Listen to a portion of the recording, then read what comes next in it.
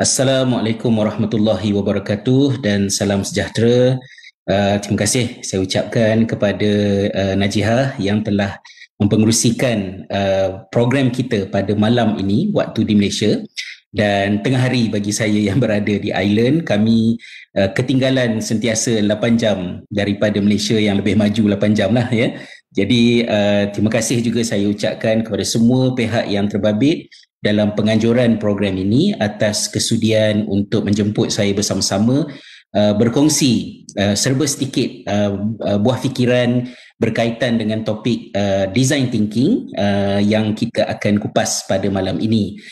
Saya juga mengambil peluang dan kesempatan untuk mengalu-alukan maklum balas, pertanyaan, penambahbaikan, soalan apa-apa sahajalah yang boleh menambah nilai kepada perbincangan kita. Sebab saya bukanlah pakar dalam design thinking, saya juga masih belajar mengenainya, dan untuk membimbing supaya dalam tempoh lebih kurang 40 minit ke 1 jam ke depan ni tak tengok muka saya saja, so adalah saya sediakan sedikit slide untuk meneman perbincangan kita, insyaAllah. Alright, bagi sedikit masa untuk saya onkan saya punya slide. Okay. Bila kita berbincang tentang design thinking, saya berbincang sedikit dengan Najihah sebelum ni untuk mendapat gambaran sejauh manakah familiarity pelajar-pelajar khususnya daripada UUM ataupun sesiapa saja yang bersama dalam program kita pada malam ini dengan konsep design thinking ini. Dan saya fikir dari segi sejarahnya, bagaimana falsafah dan juga orang kata gagasan design thinking ini muncul di zaman Herbert Simon 1969 dulu, dan bagaimana ianya kemudian dikembangkan di Stanford University kat US, Tim Brown, company IDEO dan macam-macam lagi tu. Yang tu saya serahkan kepada sesiapa yang lepas menonton sesi ni berminat untuk mengetahui lebih mendalam untuk cari sendiri. Maksud dia macam itulah. Tapi yang saya cuba untuk fokuskan pada slot kita pada kali ini adalah untuk membantu kita semua untuk make sense dengan design thinking ni.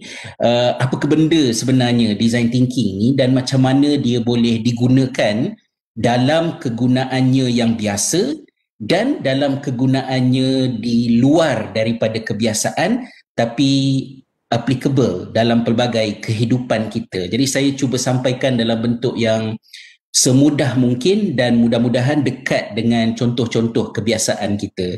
Saya mulakan dengan satu macam kita kata pertanyaan, ya. Kalau kita tanyalah ya, di antara 3 benda ni dalam hidup kita, manakah yang lebih utama? Kalau if you ask this question in English, then it will be between purpose, people and process. Ada 3P.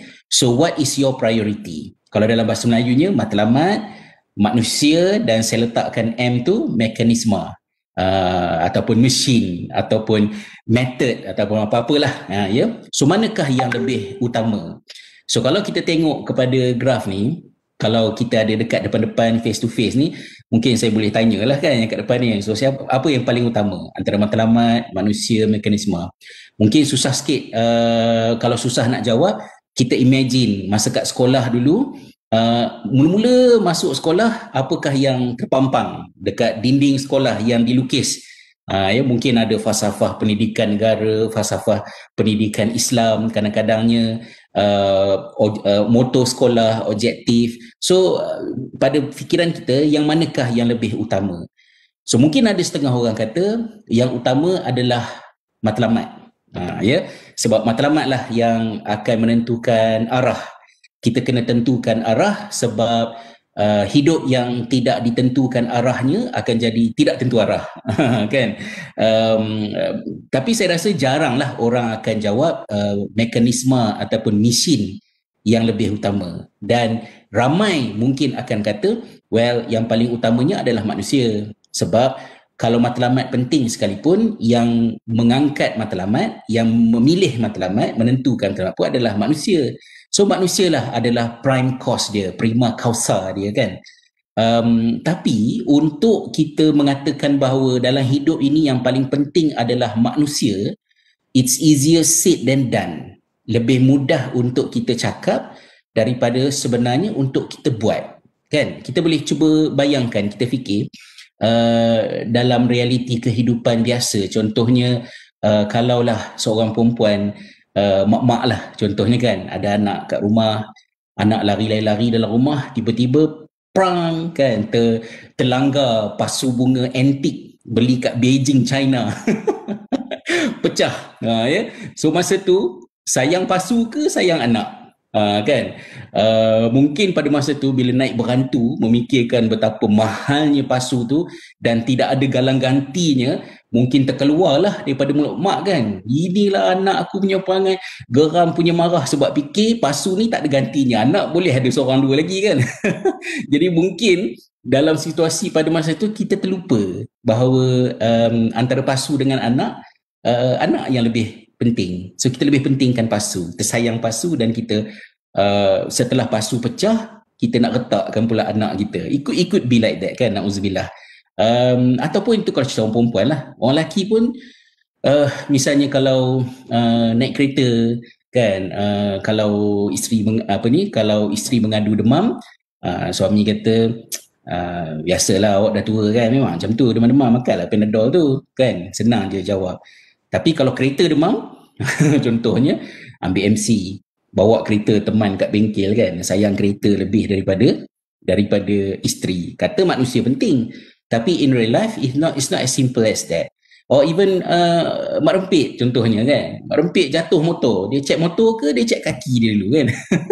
Dia mungkin cek motor dia kan, kaki dah terkulai tak perasan, duk risaukan motor, sayangkan motor. So actually in our life kita akan berdepan dengan pelbagai situasi yang kompleks yang akan mencabar dakwaan awal kita yang mengatakan bahawa actually yang lebih penting dalam hidup ini adalah manusia. Ya, jadi di sinilah saya nak mulakan untuk kita fikir betul-betul dalam-dalam sejauh manakah komitmen kita kepada idea bahawa dalam hidup ini yang paling penting adalah manusia. And from where it came from, bila kita kata macam tu, izinkan saya untuk memetik sedikit ya, bagi kita umat Islam, bagi para penonton yang beragama Islam, kita boleh lihat di manakah letaknya manusia dari sisi pandang agama kita. Ya, kita kata agama kita yang penting adalah Tuhan. Memang benar Allah yang paling utama dalam hidup kita. Tapi kalau kita tidak berhati-hati, dia boleh terpesong ya, kerana kita boleh melihat bagaimana atas nama Tuhan manusia boleh menganiaya sesama manusia dengan alasan Tuhan. Ya, kita boleh lihat pelbagai contoh bukan hanya dalam agama tertentu, actually it came across all religions dalam sejarah manusia. Masa zaman Republic of Virtue dekat France, dan golongan-golongan teroris juga boleh menggunakan alasan yang sama. Tapi kita set kat sini, Allah Ta'ala sebut dalam ayat ini, a'udzubillah minasyaitonirrajim, walaqad karramna bani Adam, dan sesungguhnya kami telah muliakan Adam dan keturunan-keturunannya, ya, anak keturunan Adam. Lalu manusia ini diberikan kepadanya segala kemudahan. Dia boleh bergerak di daratan dan di lautan, dan direzekikan kepadanya benda-benda yang baik daripada semua yang ada di alam ini. So basically tumbuhan tumbuh, haiwan hidup, semuanya adalah basically-nya untuk manusia manfaatkan. Tapi kita kena ingatlah bahawa semua benda tu wujud, yang mewujudkannya adalah pencipta kita. Kita tak boleh makan binatang, tidak boleh makan tumbuh-tumbuhan kecuali dengan panduan-panduan dan juga batasan-batasan yang ditetapkan oleh pencipta binatang, tumbuhan dan kita sendiri. Kan? Dan wafaddalnahum ala kasirin mimma khalaqna tafdila, dan sesungguhnya kami telah lebihkan manusia berbanding kebanyakan makhluk yang telah kami ciptakan. So dalam dunia ini ada orang kadang-kadang sayang binatang lebih daripada manusia. Kadang-kadang pelik juga kan. Maksud saya, how can that be?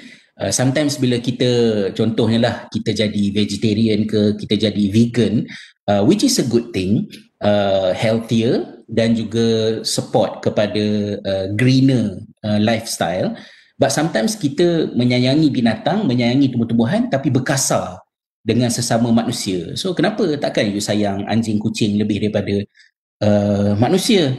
Manusia itu adalah induk dan paksinya. So yang ni saya nak tanamkan awal-awal, betul-betul kita masukkan dalam fikiran kita tentang penting dan tingginya kedudukan manusia. Dan bila manusia adalah merupakan prime cause, manusia adalah merupakan, kita katakan,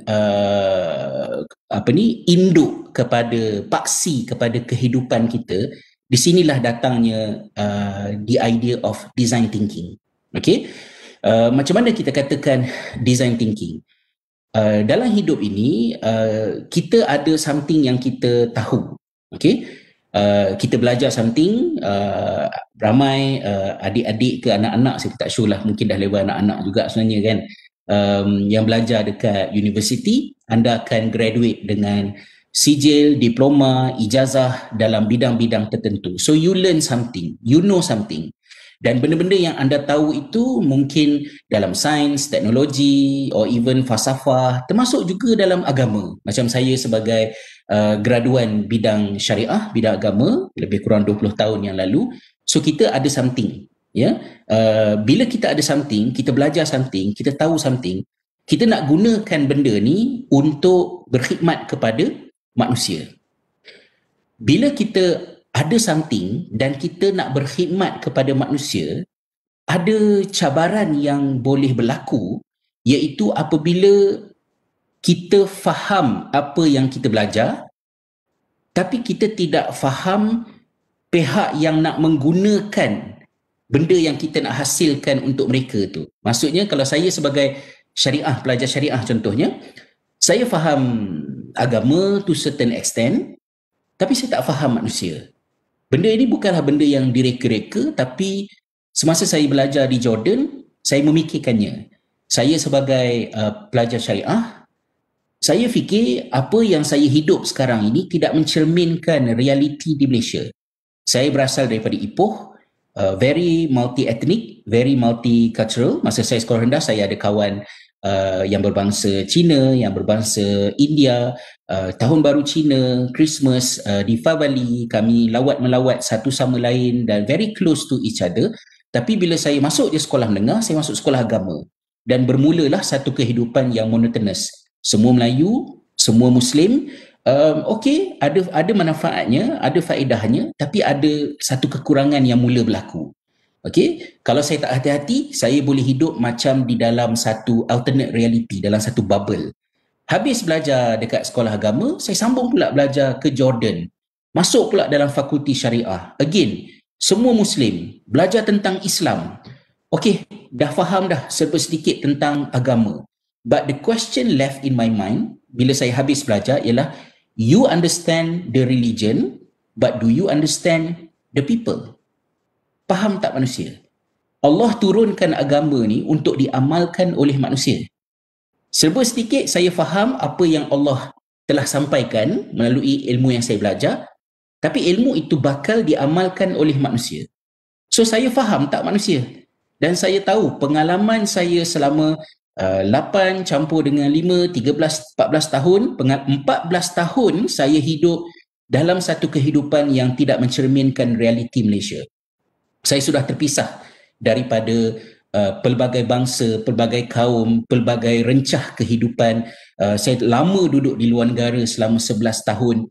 Maka saya assume yang saya mungkin tak faham manusia. Saya mungkin tak faham orang Malaysia.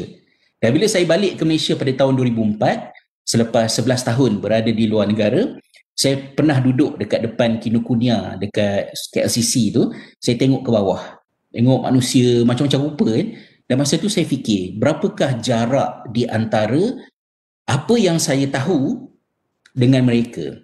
So kalau saya bagi kuliah subuh, kuliah maghrib, saya nak berdakwah, what is the distance between what I know and what they want, what they need, and what they can actually afford? Ya, tiga benda. Kadang-kadang kita boleh jadi shock sendiri. Kita rasa macam, oh aku ada bidang, aku tahu agama Islam adalah penyelesaian. So kita pun offer macam-macam. Tapi orang tak sambut. Dan orang tak sambut kenapa? Kerana mungkin apa yang saya tahu tidak match dengan apa yang mereka mahu dan apa yang mereka perlu. So kita shock sendiri. Dan kalau sekiranya kita buat macam tu, dia boleh jadi, kalau dalam bahasa dakwah, maknanya dakwah tak berkesan. Kalau dalam orang kata bila orang menolak seruan kita, kita boleh terfikir yang oh, menolak kebenaran, padahal bukan menolak kebenaran, tapi it might be because benda yang you sampaikan, cara yang you sampaikan tak kena. Kita nak cerita tentang something yang hebat-hebat, tetapi di hadapan kita manusia itu kelaparan, tak ada makanan nak makan. Terlupa dalam Quran ada sebut dan sembahlah Tuhan rumah ini, yakni Kaabah, allazi at'amahum min ju' wa amanhum min khauf. Allah describe, sembahlah Tuhan rumah ini, iaitulah Tuhan yang telah memberi makan dan menghilangkan kelaparan daripada mereka dan mengamankan mereka daripada ketakutan. Kita nak bagi konsep, kita nak bagi, katalah contohnya, negara Islam, tapi yang depan kita ni kelaparan, yang depan kita ni ketakutan. So kita beri something yang tak match dengan apa yang mereka mahu, perlu dan mampu. So think like that. Yang keduanya, bayangkan pula kalau benda yang sama berlaku kepada orang bisnes. You ada produk, you telah mempunyai satu teknologi yang boleh menghasilkan sesuatu yang hebat. You pernah duduk dekat Jordan, you pernah makan mansaf, iaitu satu gulai kambing dengan susu masam yang ya Allah sedapnya, macam lagi 1 meter nak sampai ke syurga, dia punya sedap dia kan. So kita pun rasa macam okey, oleh kerana benda ni sangat sedap, saya nak buka kedai jual mansaf dekat Malaysia.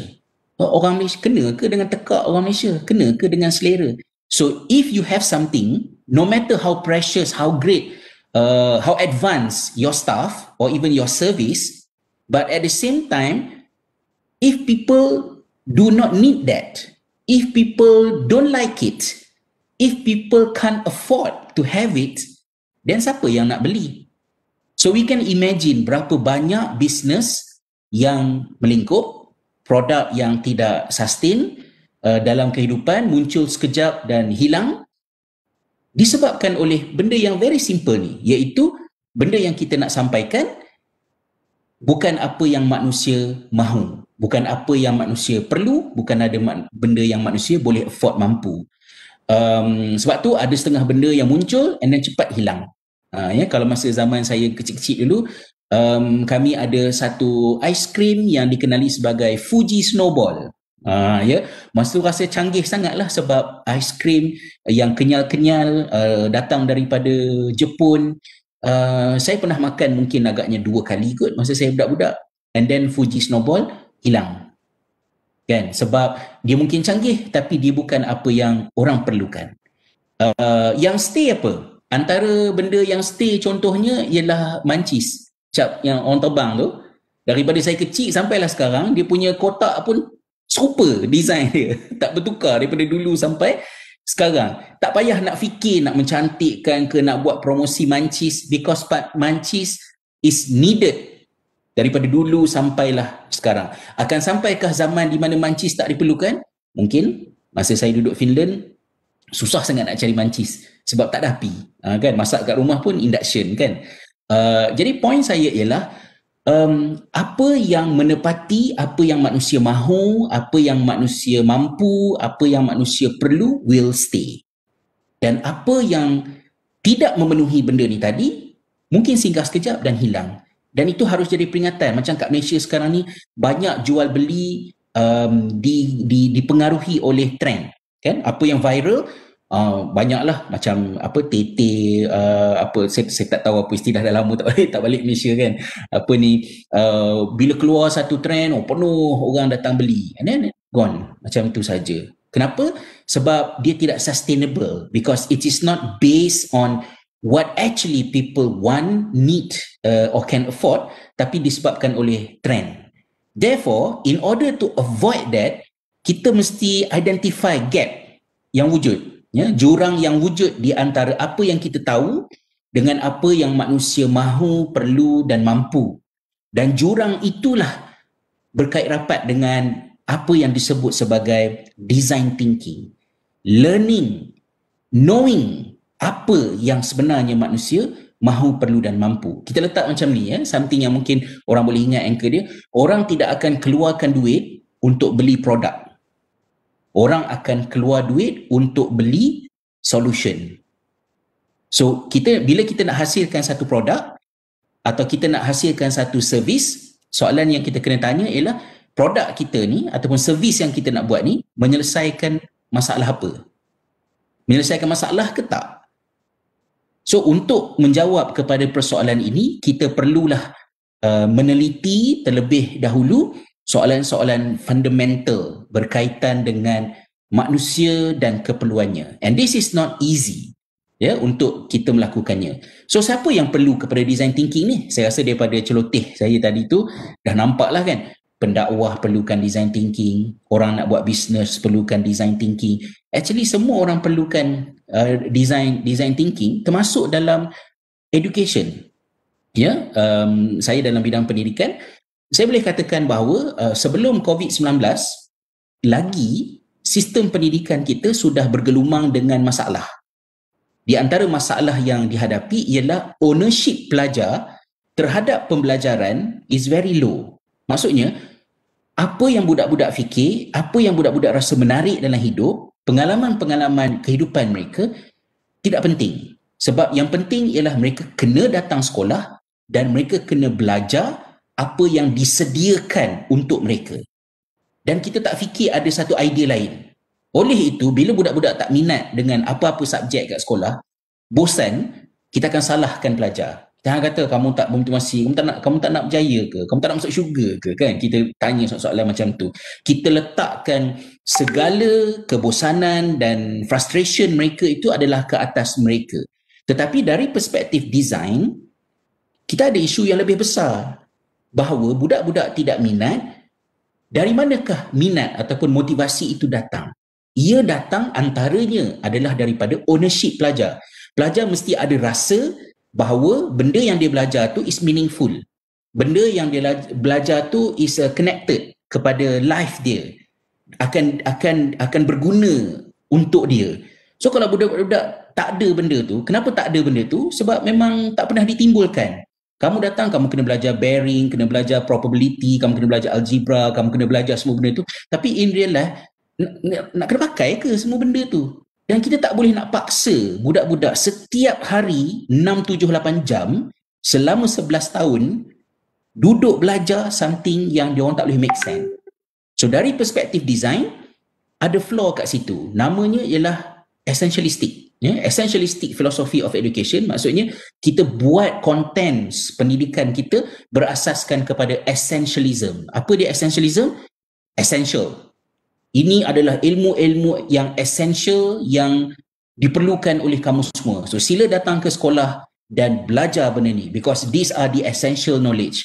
And in order to control you, kami ada 4 dinding, kami ada pagar sekolah, kami ada pegawai keselamatan, kami ada cikgu dengan jerkah dan rotannya untuk memaksa kamu belajar. Itulah yang kita kenal. Tapi ada setengah-setengah negara lain tak macam tu. Dinding dirobohkan, pelajar membawa kandungan, cikgu bukan kena ajar apa yang ada dalam kurikulum, cikgu cuma diberi objektif. Tapi apa yang nak dipelajari is different. Sebab design thinking memberi gambaran bahawa pengalaman budak-budak penting untuk diambil kira. Zaman saya dulu tak apa. Sebab zaman saya dulu tak ada internet. Encyclopedia Britannica, encyclopedia is very expensive. So satu-satunya cara untuk saya mengenal dunia ialah saya datang sekolah. Sebab bila saya datang sekolah, saya kenal kebun ubi di Cemor, saya kenal ladang kelapa sawit di Bagan Datuk, saya kenal perusahaan ikan di Norway dan Jepun. Maka dunia saya mula meluas dengan datang ke sekolah. So sekolah okey kalau matlamat sekolah ialah untuk tahu. Tapi kalau sekolah ialah tempat untuk tahu, dia dah tak cukup untuk memotivasi budak-budak sekarang. Sebab tahu tu dah tak ada banyak nilai, because knowledge is everywhere, di hujung jari. So sekolah need to be something else. It has to be more meaningful than that. So pendidikan perlukan design thinking. So basically yang perlu kepada design thinking ni ialah siapa pun anda, apa jua peranan yang anda ada dalam kehidupan peribadi dan profesional, design thinking is always relevant sekiranya anda mementingkan sesuatu yang lebih baik. If you always prefer something better. Kalau you cincai, tak apalah, asalkan ada udahlah. Kan, buka bisnes, asalkan ada produk, sudahlah. Tapi takkanlah mana ada orang buat bisnes macam tu kan. Macam asalkan ada produk. Saya rasa yang buka bisnes macam tu, mungkin kalau suami dia milioner, dia tak ada kerja apa, so suami dia bagi duit, buka butik, rugi pun tak apa. Kan, mungkinlah ada orang macam tu. Tapi umumnya bila orang buat bisnes, dia mestilah nak produk dia lebih baik, servis dia lebih baik supaya orang pakai. So basically design thinking is a tool dan juga is a way of thinking to help you achieve something better. How? By learning and understanding better about the users, which is the human being. Learn to understand the human. Kan?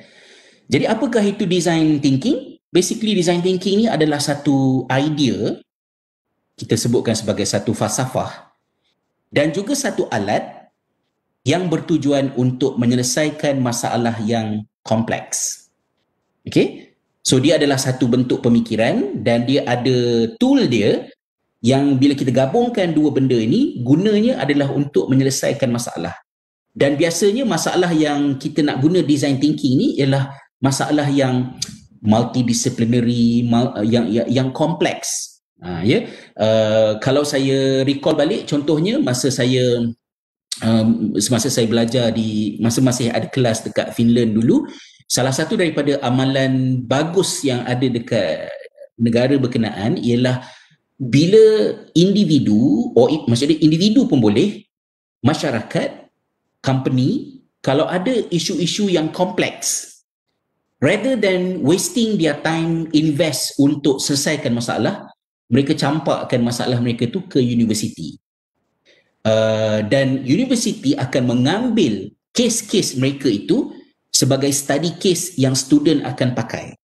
Jadi masa saya belajar dekat Jordan, dekat Finland, traditional lecture sangat sedikit. Katalah contohnya 4 bulan satu semester, 2-3 minggu sahaja lecture untuk go through dia punya literature, teori dia semua, research yang ada, and then baki 3 bulan kita kena hands on. Kita kena create actual solution. Saya bagi contoh simple. Misalnya masa saya ambil subjek, nama subjek tu ialah Educational Project Management, nama dia, ya.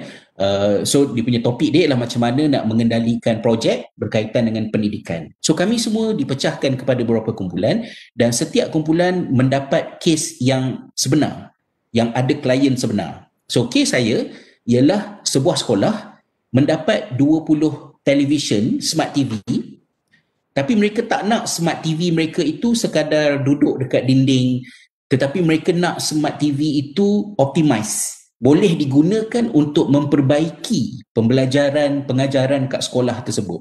So macam mana nak guna smart TV untuk improve teaching and learning? Benda ni kompleks, melibatkan banyak benda.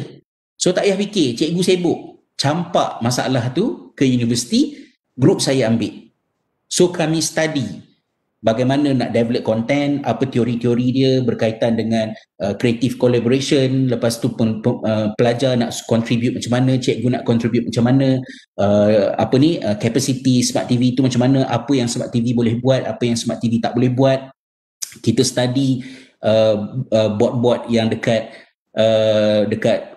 shopping complex, dekat lapangan terbang, dan paling penting sekali kita study student dan cikgu kerana mereka yang akan menggunakannya. Dan kita come up with something. Baik. Jadi basically-nya, secara rumusannya, design thinking ini ialah satu cara kita melihat satu reka bentuk. Bila kita nak create something, kita nak buat something, asasnya ialah human oriented. What does human need? What does human want? what they can actually afford, contohnya. So kita sentiasa fikir macam tu. Dan oleh itu, antara soalan-soalan awal yang perlu dijawab berorientasikan design thinking ni adalah bila kita nak create something, bila kita nak buat something, kita kena jawab soalan ni. First, anda design servis atau produk ni untuk siapa? Siapa yang akan pakai benda yang anda nak buat ni? Dan apakah keperluan mereka? Ya, itulah saya sepatutnya tanya lagi awal, tapi semalam baru saya tanya Najihah kan. Actually, siapa yang akan menonton program kita ni? Mereka ni pelajar memang dalam design thinking ke? Mereka dalam engineering ke? Dalam bidang arts ke? Ataupun macam mana? Tahap pemahaman mereka bagaimana? Apakah yang mereka perlukan? Sepatutnya saya kena tanya lebih mendalam supaya saya tak syok sendiri buat slide lah. Buat slide macam, perempuan cakap tapi kat belakang semua orang mengantuk. Kan macam, benda lah pakcik gemuk kat island ni kan, popek-popek cakap. Ni we benefit nothing from it because it doesn't match our need.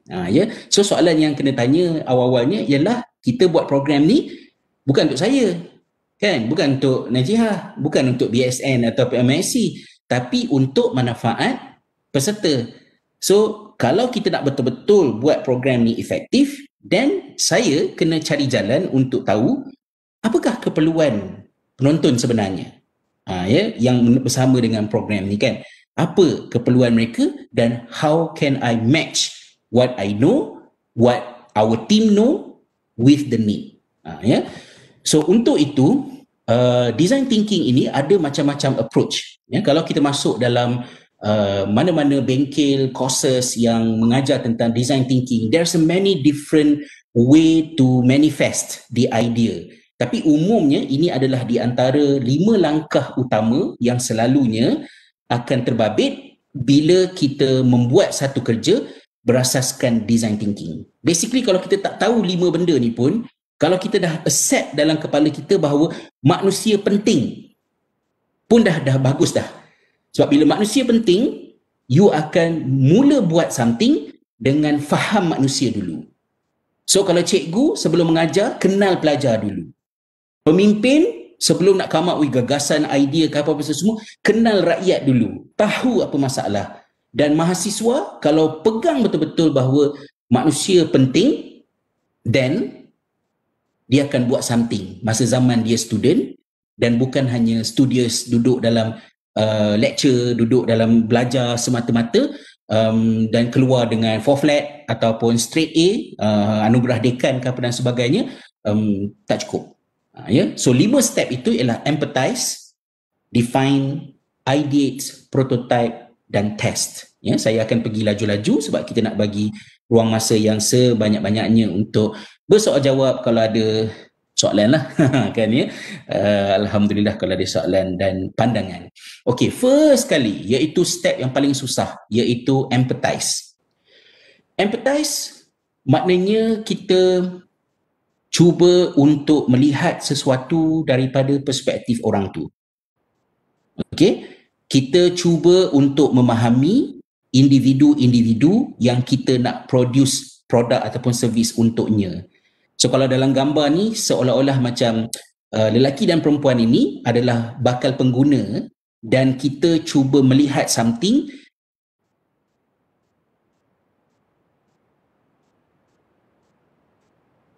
benda tu dari perspektif mereka, bukan dari perspektif kita. Because sometimes kita boleh jauh gap dia. Kita fikir alat gerudi yang nak mengiklankan alat gerudi, ceritakan alat gerudi ini kegunaannya apa, apakah kelebihannya jika dibandingkan dengan alat gerudi lain yang ada di dalam pasaran dan sebagainya. Well, you only have like 5 seconds untuk keluar kat television, promote you punya produk, tapi orang tak beli you punya produk sebab you berceramah.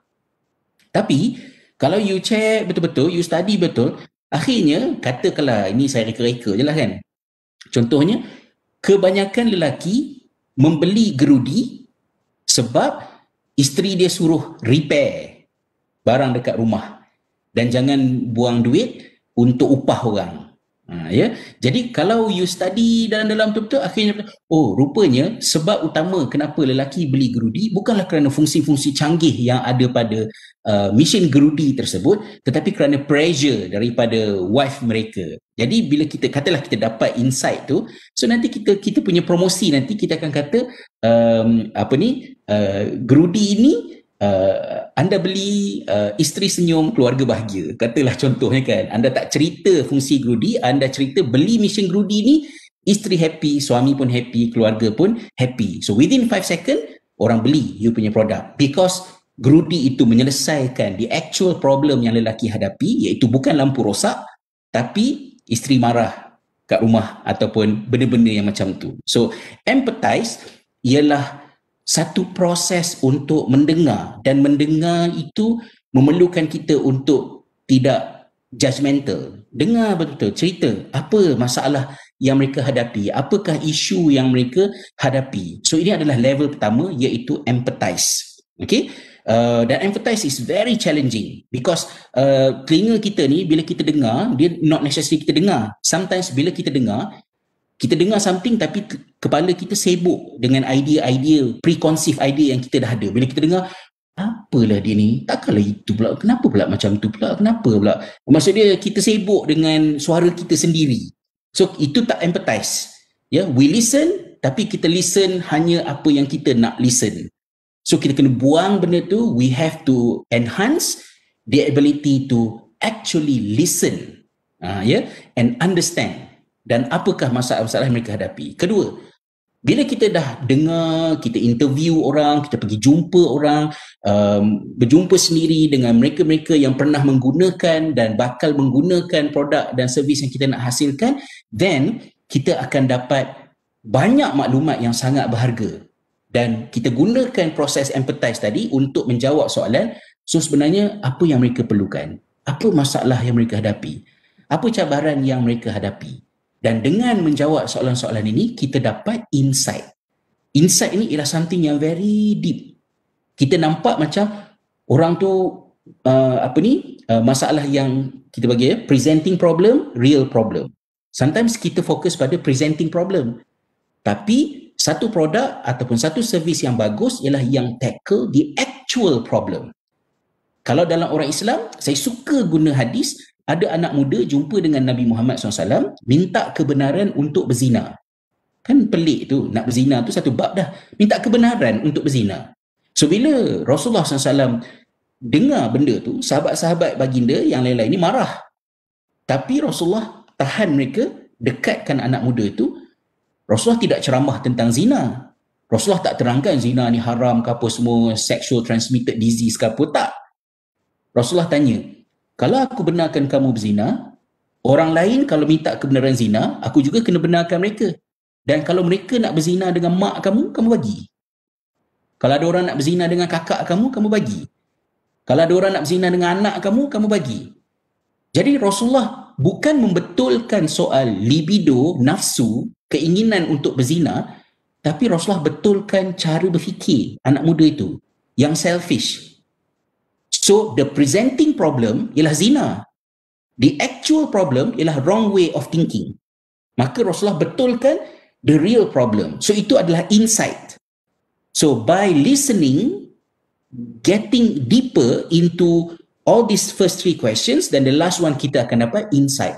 So, sebenarnya apa sebenarnya masalah yang dihadapi dan dia orang perlu ke tak perlu kepada servis dan produk yang kita nak fikirkan. Apa yang kita nak hasilkan. Dan bila kita dah dapat tu, kita define. So sebenarnya masalah yang mereka hadapi ialah begini. Katalah saya nak design wallet. So orang guna wallet, kenapa orang perlukan wallet? Sebab nak cantik ke? Sebab nak nipis ke? Nak letak duit ke? Ataupun untuk apa? So kita kena explore pengguna supaya mereka cerita kepada kita. Mereka akan beli wallet kerana, dan kita akan design wallet based on insight yang kita dapat tadi. Yang ketiga, ideate. Bila dah dapat insight, now kita create kita ada macam-macam idea dan kita ada macam-macam solution, dan di peringkat ini kita mula dalam peringkat brainstorm ini kita dah dapat insight, dan kita dah mula boleh fikirkan apakah bentuk-bentuk penyelesaian yang boleh match dengan keperluan mereka ni tadi. So, lahirkan rumusan, lahirkan dapatan-dapatan tadi dalam satu bentuk solution, idea tadi. Dan idea itu kita pindahkan kepada create satu prototype. Apakah dia prototype? Basically, prototype ini satu contoh yang murah, yang simple, yang very straightforward, yang pengguna boleh test. Kalau produk, senang nak imagine. Tapi kalau service, a little bit challenging. Can you create a prototype service? Boleh juga, cuba kan. Ataupun create satu prototype. Contohnya kita nak create app. So kita tak perlulah macam keluarkan duit yang banyak untuk buat orang kata benda awal ke apa ke, just gunakan kertas, bentukkan contohnya, ataupun setengah-setengah tempat ada 3D printing yang boleh pakai secara percuma contohnya, dan buat simple prototype yang fast, yang represent general idea tentang benda yang kita buat tadi tu, dan orang boleh test. Dan bila mereka test, tadi mereka ada some idea, kita tanyakan, dan bila mereka test penyelesaian yang kita usulkan dalam bentuk prototype, maka kita akan dapat feedback. So bila kita dapat feedback itu akan memberikan pelbagai insight baru. Bila kami guna-guna ni, kami nampak macam okey, tapi sekian. Macam mana kalau gini. So kita akan dapat, daripada maklum balas penggunaan prototype itu, kita akan dapat maklum balas yang lebih segar untuk insight yang lebih narrow down, dan kita boleh enhance lagi kita punya idea ke atas produk tadi tu. Basically dia, saya boleh katakan bahawa itulah sebabnya contohnya produk iPhone sangat-sangat sekretif dalam diri, dan dia lambat. Dia tidak akan introduce topik, dia tidak akan introduce fungsi-fungsi baru. Kan orang kadang-kadang, ni topik sensitif sikit lah kan, especially di kalangan orang muda yang suka gaduh bab iOS dengan Android ni. So basically iPhone dia jarang introduce benda baru. So bila dia keluar something, orang Android kata, alah kita orang dah 4 tahun dah ada benda ni, kita orang dah 3 tahun dah, tak heran pun benda ni. Tapi sebenarnya iPhone punya style ialah dia biar dulu, dia study dulu, very secret, dia test dulu sampailah, dan bila keluar tu kita dah boleh kata macam almost perfect dah bila dia keluar. So iPhone contohnya adalah di antara barang yang sangat-sangat berorientasikan design thinking. Sebab tu siapa yang pakai iPhone selalunya mereka akan lekat, walaupun mahal ke apa dan sebagainya, mereka setia dengan produk tu sebab produk tu match dengan keperluan mereka. Okay? Jadi basically-nya, bila kita dah test, kita dah dapat idea, kita patah balik lah, kita pergi balik ke define, kita empathize balik, and then kita improve prototype, and then kita test balik, dan akhirnya kita akan dapat hasil akhir yang sempurna. So basically, design thinking ni itulah ceritanya, iaitu memperbaiki penghasilan produk ataupun servis berasaskan orang yang nak pakai benda tu. So, langkah-langkah utamanya adalah dengan memahami orang-orang tu. Therefore, sebagai student, saranan saya ialah semasa belajar, kenali masyarakat, kenali manusia, bergaul. Saya share dekat sini antara beberapa program yang sempat saya ikuti semasa saya di Finland, yang membabitkan design thinking, yang membabitkan service design, yang membabitkan penghasilan solution. So gambar yang 2 kat sebelah tepi tu, kami cuba menghasilkan satu penyelesaian kepada masalah yang dihadapi oleh cikgu-cikgu dekat Australia, yang mereka kena buat formative assessment dalam bentuk rubrik. Nak buat rubrik ni susah. Kita dapati ramai cikgu spend banyak masa, buang masa untuk create rubrik. So adakah cara lain yang boleh tolong cikgu, yang boleh membuat rubrik daripada satu benda yang memenatkan kepada something yang bernilai untuk cikgu, supaya cikgu tak rasa stres buat rubrik, malah dia menjadikan buat rubrik sebagai cara untuk dia empower diri dia sendiri. So kita create satu solution. Kami dapat nombor 3. gambar yang dekat atas tu, yang into finish working life tu, kami dapati pelajar-pelajar berlatar belakangkan imigran dekat Finland susah nak dapat internship kerja. Kenapa? So kami study, kami interview imigran, kami interview company, kami interview pelbagai pihak untuk faham. Ramai orang ingat puncanya ialah kerana racism. Orang racism tak suka imigran. Tapi bila kami study, kami dapati punca utama kenapa company tak nak ambil imigran background student untuk buat internship ialah kerana masalah bahasa, dan mereka tak biasa dengan orang luar. Orang Finland tak biasa dengan orang luar di bandar kami tu. So kami cadangkan beberapa bentuk penyelesaian. Penyelesaian kami tu tak menang dalam pertandingan tu, tetapi City Council berpuas hati dengan dapatan kumpulan saya. Mereka beli solution kami dan kami dapat duit daripada City Council kerana membantu menyelesaikan masalah di City of Oulu. Dan begitulah, ada 2-3 program yang lain. So take home note saya daripada program ini yang saya nak sampaikan kepada student ialah you know engineering, you know accountancy, you know education, Islamic studies, law dan sebagainya.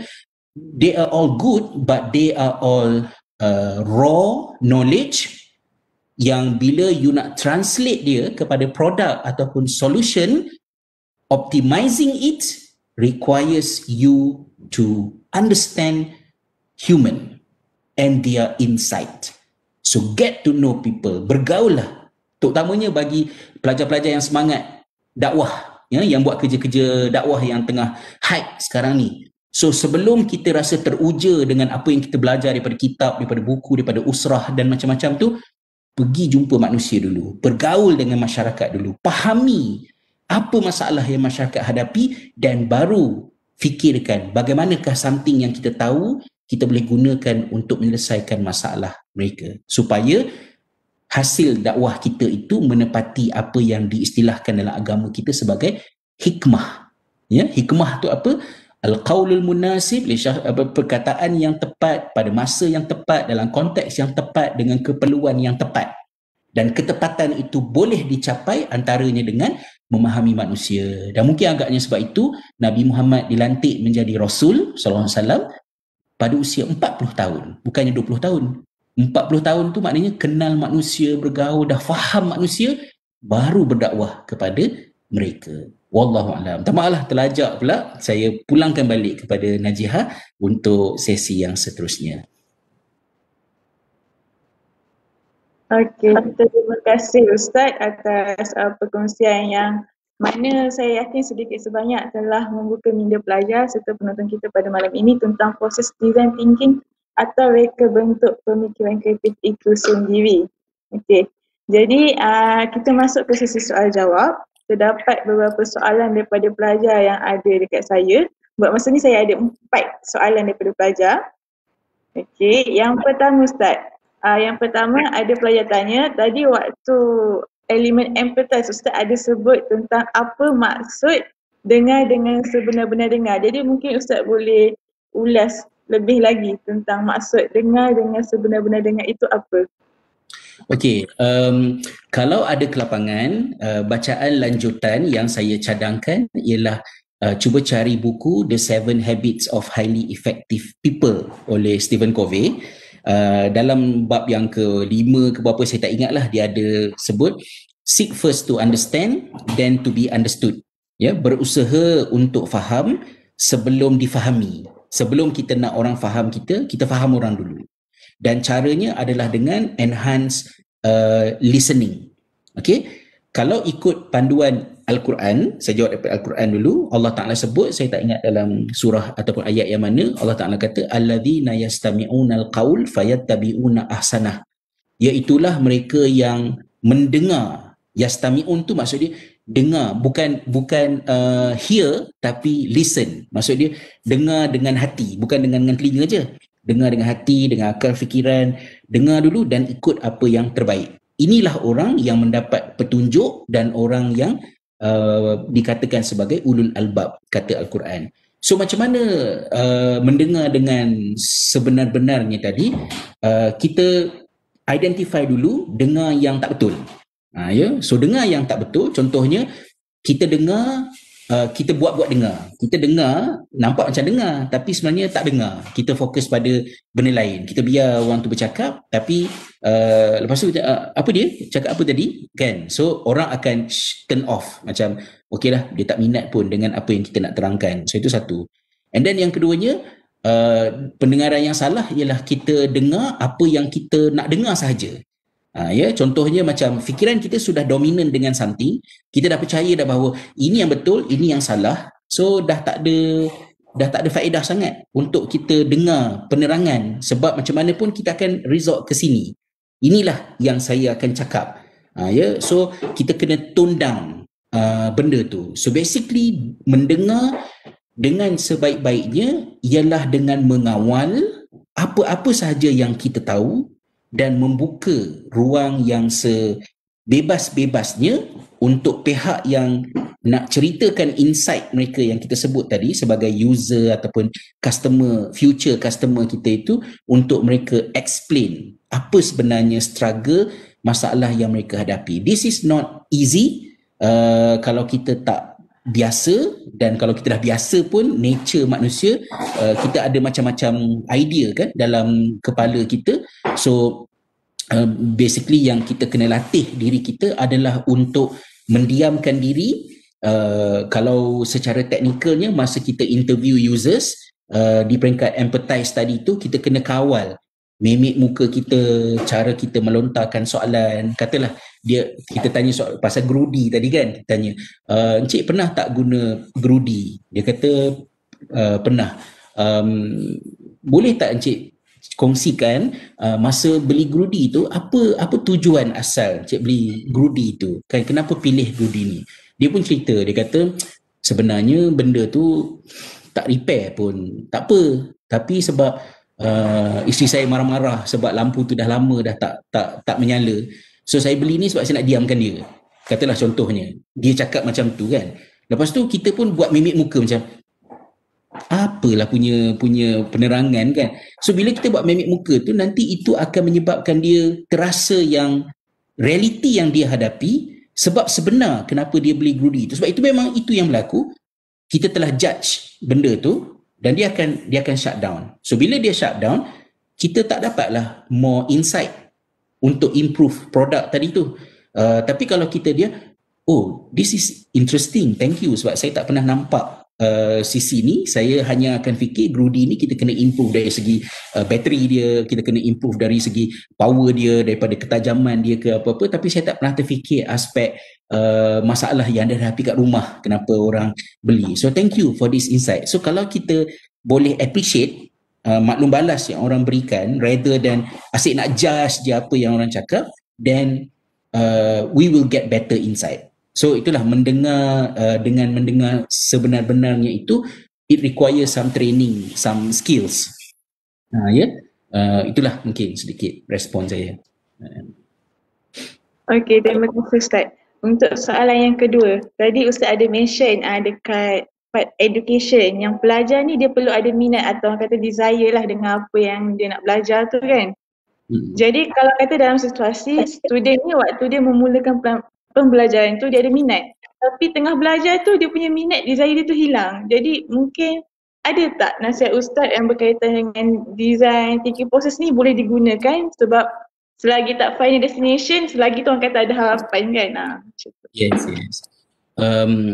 Sebab motivasi manusia ni is something yang very complex. Dia very dynamic.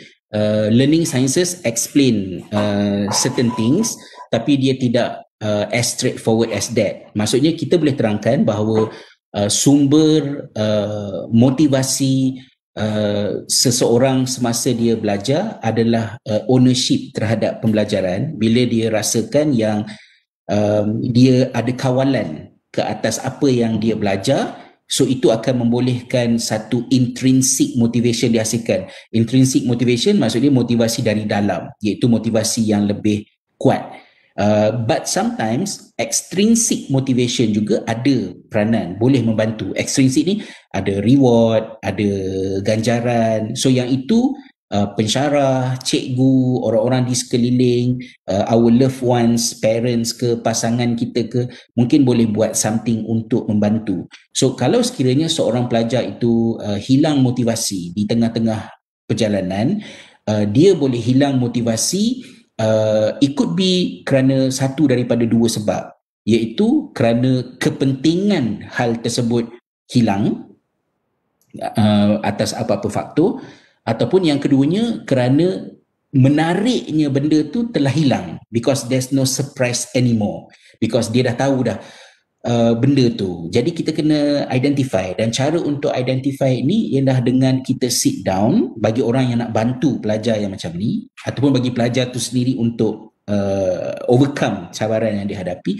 ialah dia kena explore kenapa dulu dia minat dan kenapa sekarang ni hilang minat, apakah puncanya, apakah perkara-perkara yang dahulu ada sekarang tak ada, supaya dia boleh self-regulate. Self-regulate tu maknanya dia dapat mengimbangkan di antara kognitif dia, maksud dia proses otak dia untuk belajar dengan emosi dia.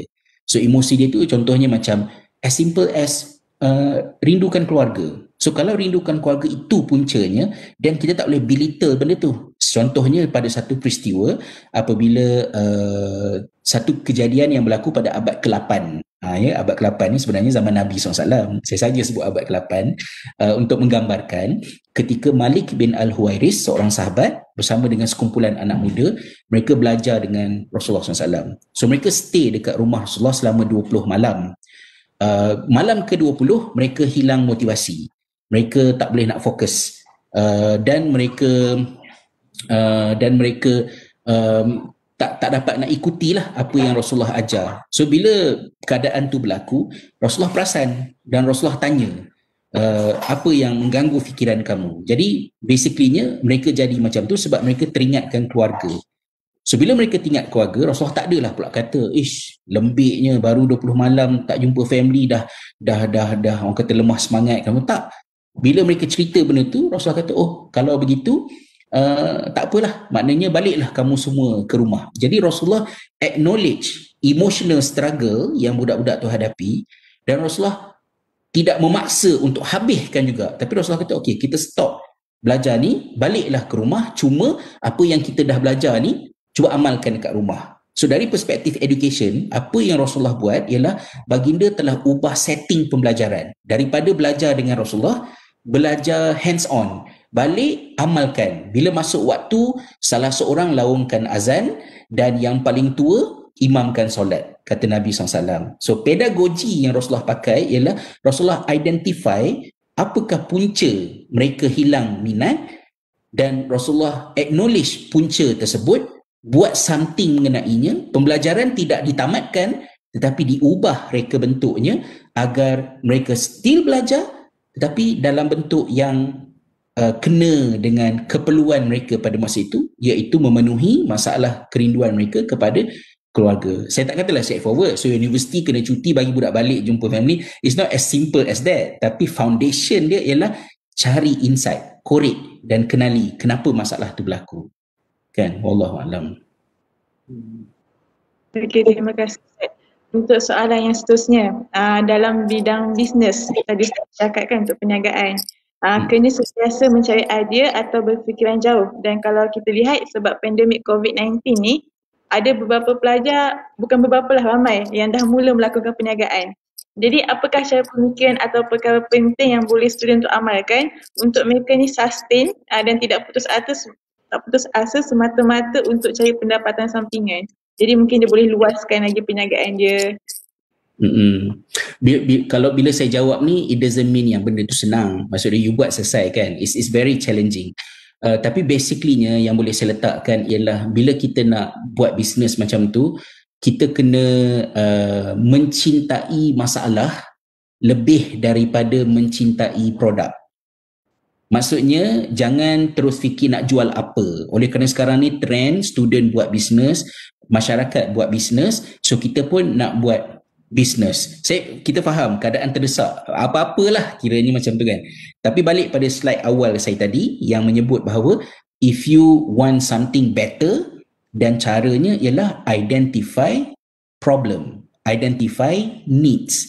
So tengok elok-elok dalam masyarakat apakah yang diperlukan oleh masyarakat, dan boleh tak saya jual something atau create something yang boleh menyelesaikan masalah. Yang kena ingat dalam kepala ialah people don't spend money on product, people spend money on solution. So kalau produk kita menyelesaikan masalah mereka, dan mereka akan konsisten beli. Dan cara untuk menentukan benda tu ialah dengan explore. So kita boleh fikir diri kita, kita boleh check kawan kita, kita boleh buat survey, kita boleh tanya, pelbagai strategi. Asasnya ialah kenali bakal pengguna dan pembeli barang kita, dan barulah kita. So itu akan meminimumkan kerugian dan kebarangkalian untuk perniagaan kita tidak berhasil apabila produk kita itu berorientasikan, mungkin teruk sikit bunyi lah, berorientasikan syok sendiri dan bukannya berorientasikan apa sebenarnya yang orang perlukan. Tapi kita nampak contohnya yang orang perlukan walaupun terkurung, tak boleh keluar PKP, PKPB, something yang orang perlukan ialah makanan, kan? Dan orang dah tak larat dah nak masak, kan? Macam people are willing to buy. Okay, so you jual makanan, tapi makanan sahaja selesai tak masalah? Apa masalah-masalah yang orang hadapi semasa mereka nak beli makanan? Contohnya susah nak pilih, susah nak mengetahui alergi, susah delivery contohnya. So kalau kita, the more we get to know, the more we get to understand the problems, then the more precise solution yang kita boleh fikirkan untuk kita jadikan sebagai produk ataupun servis dalam bisnes kita. Itulah mungkin pandangan saya. Okey, terima kasih Ustaz. Soalan seterusnya, apa pendapat Ustaz tentang sistem pendidikan Malaysia sekarang? Adakah ia berkesan untuk melahirkan pelajar yang berdaya saing atau sebaliknya? Sebab kita lihat sekarang ramai pelajar yang terlalu pandai. Okey. Itulah di bawah kepimpinan mantan Menteri Pendidikan kita lalu, YB Dr. Mazli Malik, saya bersama-sama dengan 12 orang lagi yang lain berada di dalam Jawatankuasa Kajian Dasar Pendidikan Negara. So basically kita meneroka dan kita mengakui bahawa pendidikan di negara kita ada masalah. Antara masalah yang dihadapi oleh sistem pendidikan kita ialah kita adalah negara yang mempunyai input yang tinggi. Maksud dia kita spend banyak on education tapi hasil dia rendah. Di antara rendah hasilnya adalah keboleh pasaran mahasiswa-mahasiswi kita. Ramai yang walaupun dah graduate susah nak kerja. Terpaksa buat kerja yang bukan yang sepatutnya. Dan di kalangan mereka yang ada masalah kerja ni, 81% berpunca daripada communication problem. Maknanya mempunyai masalah dari segi komunikasi. And then 50+ daripada critical dan creative thinking. And then analytical thinking, and then problem solving, dan barulah masalah bahasa. Orang selalu fikir kan macam si mahasiswa-mahasiswi kita susah untuk bekerja sebab mereka tak power bahasa Inggeris. Kita rasa macam tu, tapi data memberitahu kita punca utama masalah paling besar yang dihadapi oleh graduan kita adalah communication skills. 81% daripada mereka yang bermasalah ialah masalah communication skill. So kalau kita rumuskan balik, sistem pendidikan kita atas kertas tolak tepi. Atas kertas dah bagus semenjak zaman KBSM dulu lagi. Tetapi budaya dan amalan yang sebenarnya terjadi dalam kelas masih tidak berganjak. Pendidikan kita masih pendidikan berasaskan kepada revolusi industri dahulu, iaitu untuk melahirkan pekerja, untuk melahirkan rakyat. Maksud dia rakyat yang memenuhi aspirasi negara. Kita fikir macam tu. Tetapi pendidikan pada hari ini perlu pergi lebih mikro. Pendidikan perlu empower individual student.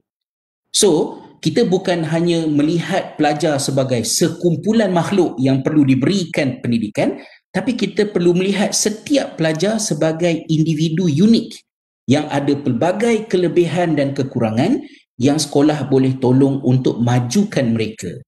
Saya susah nak rumuskan topik ini kerana dia satu topik yang sangat besar. Tapi kalau soalannya, apa pandangan Ustaz tentang sistem pendidikan kita, ada masalah ke? Saya kata ada masalah, masalahnya sangat besar, dan kami dalam jawatan kuasa pernah mengusulkan, tetapi perubahan politik yang berlaku dan sebagainya menyebabkan usaha tersebut kita tak pasti macam mana benda tu. Cuma harapan saya ialah kalau parents ambil berat, cikgu bersemangat wajar untuk membuat perubahan, dan lantaklah apa sekalipun berlaku ke atas, macam mana pun, insya-Allah pelajar-pelajar in a better condition.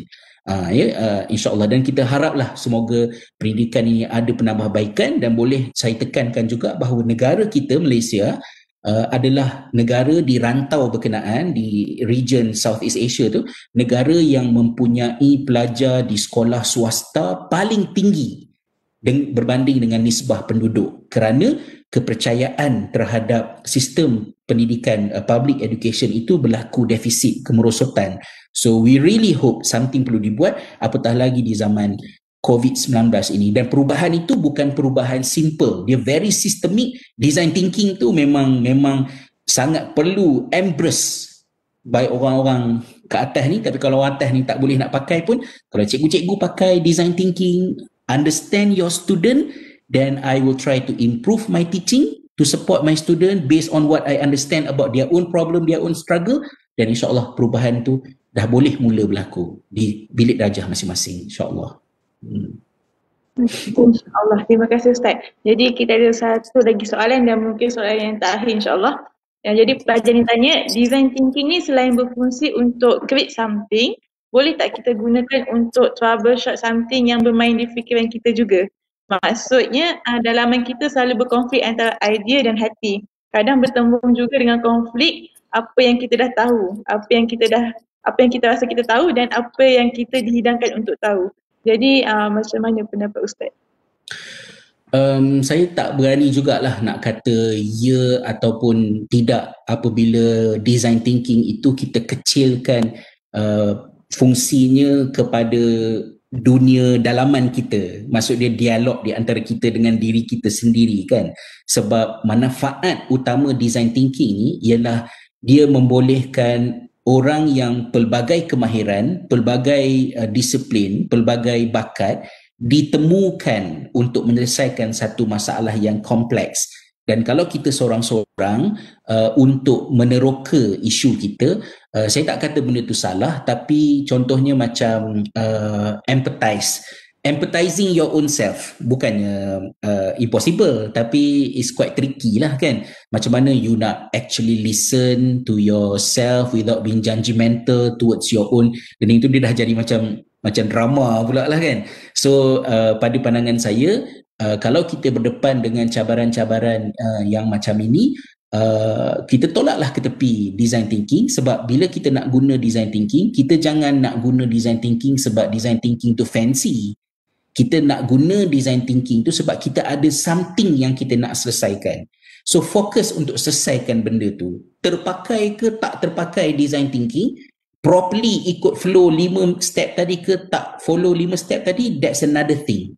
The most important thing is for you to actually have a problem and to tackle that problem. Dan kalau problem itu ialah dalaman, seek trusted people, friends, sekeliling, sit down dan brainstorm dengan mereka. Mungkin ada beberapa aspek dari design thinking yang akan terpakai, dan insyaAllah khairlah. Tapi kalau yang paling utamanya design thinking ini, kalau kita tak lupa, design thinking ini ialah untuk masalah-masalah kompleks yang membabitkan pelbagai pihak dan macam-macam disiplin. So design thinking akan menyatukan disiplin yang pelbagai supaya kita tidak menyelesaikan masalah in silo.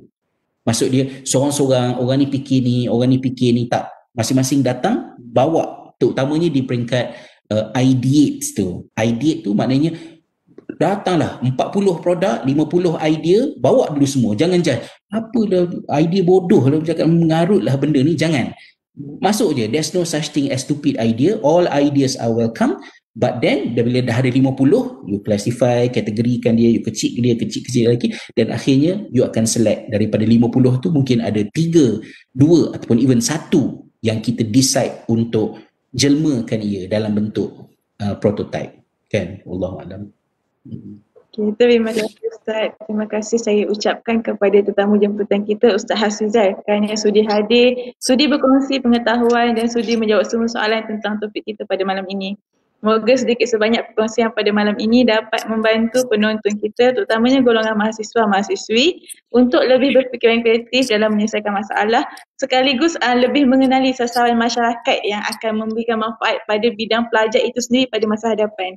Sekian sahaja perkongsian santai kita pada malam ini. Terima kasih diucapkan sekali lagi khususnya kepada tetamu jemputan kita serta semua pelajar dan penonton yang masih kekal bersama kami sehingga ke penghujung.